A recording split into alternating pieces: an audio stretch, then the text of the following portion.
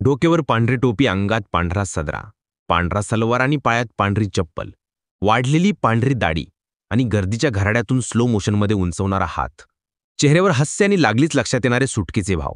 हे दृश्य होतं कुख्यात गुन्हेगार अरुण गवळीच्या सुटकेनंतरचं. अनेक वेळा केलेले जामीन अर्ज, इतर गुन्ह्यांमधून झालेली मुक्तता, यानंतरही अरुण गवळी जेलमध्ये होता. तो 2007 मध्ये घडलेल्या एका प्रकरणामुळे, कारण त्यात गवळीला आजीवन कारावास ठोठवण्यात आला होता. याआधी त्याला पारोल आणि फोरलो मंजूर झाले होते, पण आता त्याला या प्रकरणात जामीन मंजूर झालाय, तेही 17 वर्षांनी. पण प्रकरण होतं काय? एका तुटलेल्या ट्रिगरमुळे या प्रकरणाचा छडा कसा लागला होता आणि आमदार असलेल्या अरुण गवळीपर्यंत या हत्येचे धागेदोरे कसे पोचले होते? सगळी स्टोरीज जाणून घेऊयात या व्हिडिओमधून. नमस्कार, मी किशोर पाटील आणि तुम्ही पाहताय KS न्यूज. तारीख 2 मार्च 2007, वेळ संध्याकाळची. ठिकाण आसफा विलेजच्या रुमानी मंजिल चाळीतलं घर. मनाली हिरे तेव्हा या घराच्या स्वयंपाकघरात स्वयंपाक करत होत्या. अचानक त्यांना गोळ्या झाडल्याचा आवाज आला. त्या धावत पळत स्वयंपाकघरातून बाहेर हॉलमध्ये आल्या आणि समोर दिसणारा दृश्य पाहून हादरल्या. त्यांचे मामा कमलाकर जामसंडेकर रक्ताच्या थारोळ्यात पडले होते. ज्या गोळीबाराचा आवाज मनाली यांनी ऐकला होता, तो गोळीबार त्यांच्या मामांवरच झाला होता. निश्चित पडलेल्या कमलाकर यांना पाहून मनाली यांनी आरडाओरडा केला. कमलाकर यांना हॉस्पिटलमध्ये नेण्यात आलं, पण डॉक्टरांनी त्यांना मृत घोषित केलं. पण कमलाकर जामसंडेकर यांची ओळख फक्त मनाली यांचे मामा म्हणूनच नव्हती. ते तेव्हा घाटकोपरच्या मोहिनी विलेजचे नगरसेवक होते, शिवसेना या पक्षाकडून निवडून आलेले. 2007 सालच्या फेब्रुवारी महिन्यात मुंबई महानगरपालिकेच्या निवडणुका झाल्या. त्यामध्ये मोहिनी विलेजच्या वॉर्डमध्ये सामना झाला. शिवसेनेचे उमेदवार कमलाकर जामसंडेकर आणि अखिल भारतीय सेनेचे उमेदवार अजित राणे, या दोघांमध्ये निकाल लागला. राणे पडले तर जामसंडेकर जिंकले, पण दोघांमध्ये फरक होता, तो फक्त 367 मतांचा. जामसंडेकर यांनी अत्यंत निसट्टा विजय मिळवला होता. निवडणूक होऊन साधारण महिनासुद्धा उलटला नव्हता आणि 2 मार्च 2007चा दिवस उजाडला. जामसंडेकर आपल्या घरात होते. हॉलमध्ये बसून ते टीव्ही पाहत होते. त्यांची मुलगी, मुलगा आणि भाचीसुद्धा घरामध्ये होती. भाची तेव्हा स्वयंपाक करत होती. जामसंडेकर यांचं घर रुमानी मंजिल या चाळीत होतं.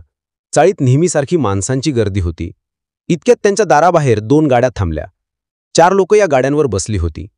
चौघेजण गाडीवरून उतरले आणि थेट जामसंडेकर यांच्या घरात घुसले आणि त्यांनी अगदी जवळून जामसंडेकर यांच्यावर गोळ्या चालवल्या. धावत पळत आलेल्या भाचीनं आरडाओरडा केला. कुणीतरी लागलीच पोलिसांना बोलावलं. जामसंडेकर यांना हॉस्पिटलमध्ये नेण्यात आलं. डॉक्टरांनी त्यांना तपासलं आणि त्यांचा मृत्यू झाल्याचं घोषित केलं. शिवसेना नगरसेवक कमलाकर जामसंडेकर यांची हत्या. बातमी फक्त घाटकोपरमध्ये नाही, सगळ्या मुंबईत पसरली. साकेनाका पोलीस ठाण्यात मनाली हिरे यांनी तक्रार दाखल केली. पोलिसांनी तपास सुरू केला. 6 संशयितांना अटकही सुद्धा केली. पण पोलिसांना हत्या कशी घडली, कुणी घडवली याचे धागेदोरे सापडत नव्हते. केसचा उलगडा होत नव्हता. जामसंडेकर यांच्या हत्या होऊन वर्ष उलटून गेलं होतं. पोलिसांवरचा दबाव वाढत चालला होता. अशातच 26 एप्रिलला पोलिसांनी एक टीप मिळाली. काळबादेवीच्या ज्वेलरी शॉपमध्ये दरोडा पडणार. काही लोकांनी तशी तयारी केली आहे, पण पोलीस या तयारी करणाऱ्यांच्या पुढचे होते. त्यांनी त्याच दिवशी या 4 जणांना ताब्यात घेतलं. हॉटेल गोविंदा राममधून या 4 जणांना पोलिसांनी उचललं. त्यांची नावं होती अशोक कुमार जयस्वाल, विजय गिरी, अनिल गिरी आणि नरेंद्र गिरी. या चौघांकडे पोलिसांनी गावठी कट्टा सापडला. पण महत्त्वाची गोष्ट ही होती की या कट्ट्याचं ट्रिगर तुटलं होतं. हे 4 चोर तुटलेला गावठी कट्टा वापरणार होते. आता ट्रिगर कसं तुटलं गेलं, कुठं, हा प्रश्न पडलाच, पण त्याचं उत्तरही लागलीच मिळालं. एक गुन्हा करताना यांच्याकडून गावठी कट्ट्याचं ट्रिगर तुटलं, त्यामुळे त्यांनी ते ट्रिगर तिथंच फेकलं आणि तिथून पसरी खाल्ली. पण त्यांनी फेकलेलं हे तुटलेलं ट्रिगर पोलिसांना सापडलं होतं कमलाकर जामसंडेकर यांच्या घरी. जामसंडेकर यांची हत्या झाल्यानंतर पोलिसांनी घटनास्थळाची तपासणी केली, तेव्हा तिथे हे ट्रिगर पोलिसांना सापडलं होतं. वर्षभरानं हाती पुरावा सापडला होता, जो थेट आरोपींपर्यंत पोहोचवणारा होता. नरेंद्र गिरी, विजय गिरी आणि अशोक कुमार जयस्वाल हे तिघं मनोज जामसंडेकर यांच्यावर गोळी झाडणाऱ्यांपैकी होते. टीप दरोड्याची मिळाली होती. आरोपी हत्येमधले सापडले होते, कमलाकर जामसंडेकर यांच्या हत्येमधले.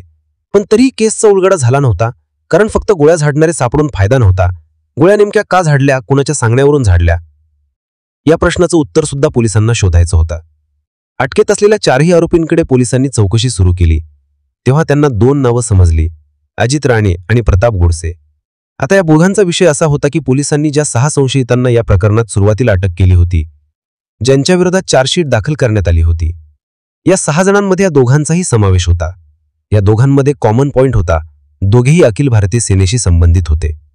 अजित राणे म्हणजे तोच ज्यानं कमलाकर जामसंडेकर यांच्या विरोधात 367 मतांनी निसट्टा पराभव स्वीकारला. तर प्रताप गोडसे हा आभासीचा कार्यकर्ता. दोघे एकाच पक्षाचे, अखिल भारतीय सेनेचे, शिवसेनेचा कट्टर विरोधक असलेल्या पक्षाचे. पोलिसांनी या दोघांना ताब्यात घेतलं आणि या दोघांच्या चौकशीत समोर आलं की कमलाकर जामसांडेकर यांची हत्या 30 लाख रुपयांची सुपारी देऊन झाली. पण अजित राणे आणि प्रताप गोडसे यांनी सुपारी दिली नव्हती. ती दिली होती सदाशिव सुर्वे आणि साहेबराव भिंताडे यांनी. सुर्वे बांधकाम व्यावसायिक होता, तर साहेबराव भिंताडे जामसांडेकरांचा जुना सहकारी. सुरुवातीला अशा चर्चा झाल्या की सुर्वे आणि जामसांडेकर यांच्यामध्ये जमिनीवरून वाद सुरू होता. पण पोलिसांच्या तपासात या प्रकरणातले अनेक कंगोरे समोर आले. सुर्वे, भिंताडे आणि जामसांडेकर यांच्यामध्ये राजकीय वैमनस्य होता. त्यात जमिनीच्या वादामुळे प्रकरण ट्रिगर झाल्याची चर्चा झाली. मग सुर्वे आणि भिंताडे यांनी जामसांडेकर यांना संपवण्याचं ठरवलं. पण ठरवणं सोपं असलं तरी ते प्रत्यक्षात उतरणं कठीण होतं. मग या दोघांनी गोडसे आणि राणे यांच्याशी कॉन्टॅक्ट केला आणि त्यांना जामसांडेकर यांना संपवण्याची सुपारी दिली.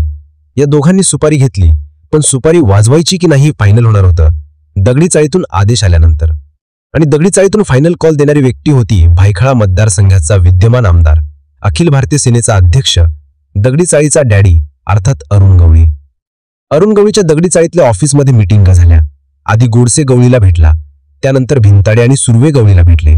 सुपारीचा आकडा ठरला 30 लाख रुपये. 2007 साली 30 लाख रुपयात शिवसेना नगरसेवकाची सुपारी देण्यात आली. गोडसेने सुपारी वाजवण्यासाठी शूटर्स अँड मॅनेज केलं. नरेंद्र गिरी आणि विजय गिरी यांना प्रत्येकी 2.5 लाख रुपये देण्याचं कबूल केलं. ॲडव्हान्स म्हणून 20-20 हजार रुपये सुद्धा दिले.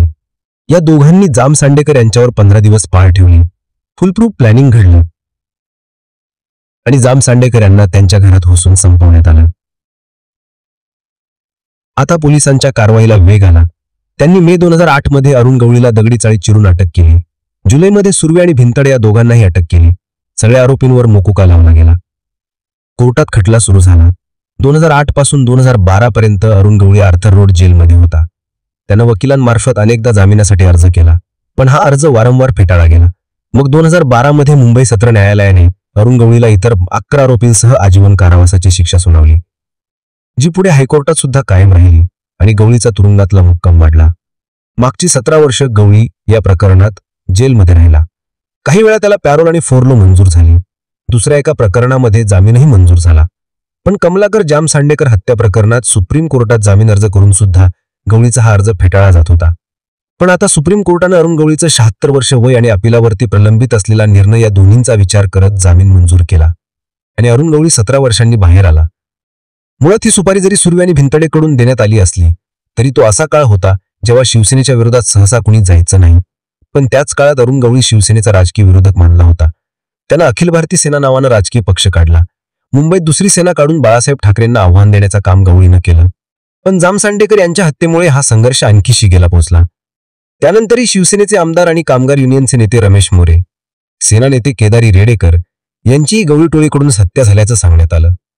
पण एका तत्कालीन नगरसेवकाला निवडून आल्यावर महिनाभरातच संपवण्याचा धाडस गवळीच्या सांगण्यावरून करण्यात आलं. जामसांडेकर यांच्या हत्येमुळे सगळी मुंबई हादरली. आमदार असलेल्या गवळीला दगडी चाळीतून अटक झाल्यानं या हादऱ्याचा दुसरा अंक सुरू झाला आणि या प्रकरणात गवळीला झालेली आजन्म कारावासाची शिक्षा या प्रकरणातली प्रचंड महत्वाची घडामोड मानली गेली.